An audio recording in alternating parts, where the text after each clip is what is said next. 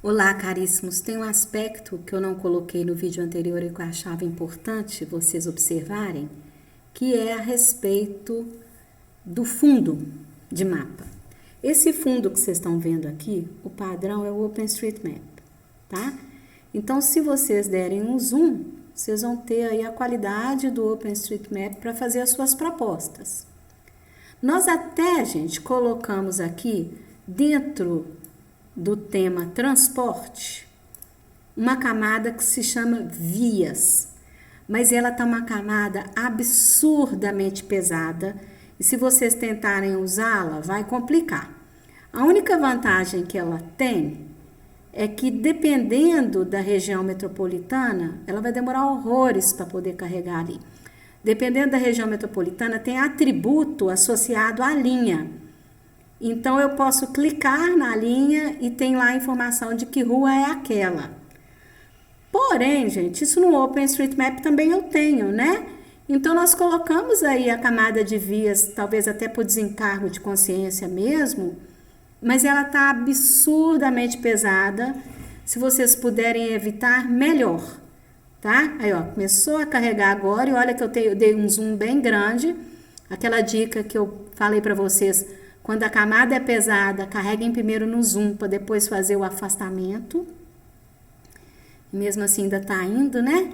Então, se puder, evitem a camada de vias e usem o fundo do OpenStreetMaps. Outra coisa, eu interrompi um pouquinho a gravação porque estava um horror carregar essa camada de vias. Então fica a dica, evitem, porque o OpenStreetMap o fundo dele já é bastante bacana. Mas se vocês precisarem de observar alguma questão de uso do solo e queiram ter uma imagem de satélite como fundo e não necessariamente essa imagem cartográfica, né, de vias, vocês podem vir aqui, ó, onde está o quadradinho do fundo, clica nele, aí ele abre algumas possibilidades. O do Google Earth ele não está muito bacana não, viu gente? Eles costumam dar problema. Eu usaria direto da Sentinel, esse aqui, ó. Esse último de todos, o da Sentinel.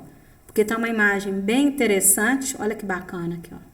Então, ela é um fundo sobre o qual vocês podem trabalhar, não só para visualizar as camadas sobrepostas, né? Vou sobrepor aqui, por exemplo, que a gente estava usando no outro vídeo.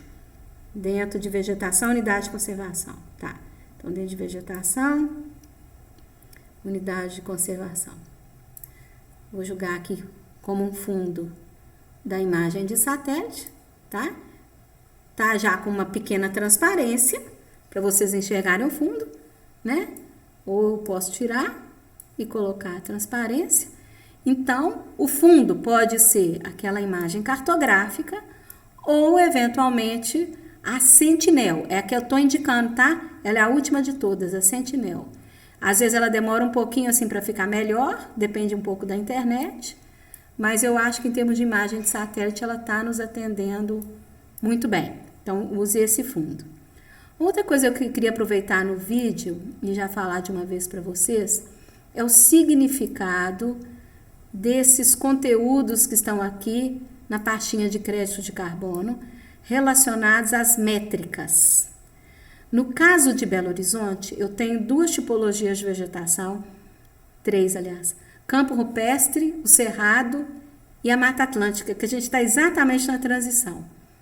Então, vamos supor que eu tenha interesse pelas métricas da Mata Atlântica. A primeira que eu tenho aqui é a métrica de área núcleo. O que significa a métrica de área núcleo? Eu vou lá na vegetação robusta, dá o zoom para trás. Ele vai carregar ali onde tem a vegetação robusta. E os fragmentos de vegetação, os polígonos de vegetação, vão estar classificados segundo a área núcleo. O que é a área núcleo? O quanto ela tem uma parte interna protegida e um pouco longe da borda. A gente fez uma distância de 200 metros e os polígonos que estão coloridos com essas cores mais fortes, que são azul escuro, são as que têm os núcleos mais protegidos. Tá certo? Outra métrica que a gente utilizou foi a de, vou abrir a próxima aqui, conectividade. Quantos vizinhos eu tenho, quanto aquele fragmento é conectado com outros fragmentos. Então, no caso aqui, os fragmentos de azul mais escuro são os mais conectados. Os menos conectados são os mais claros, tá? Que é o que a gente chama de stepping stones. A conexão ela é importante para o fluxo gênico entre as espécies, animais e plantas.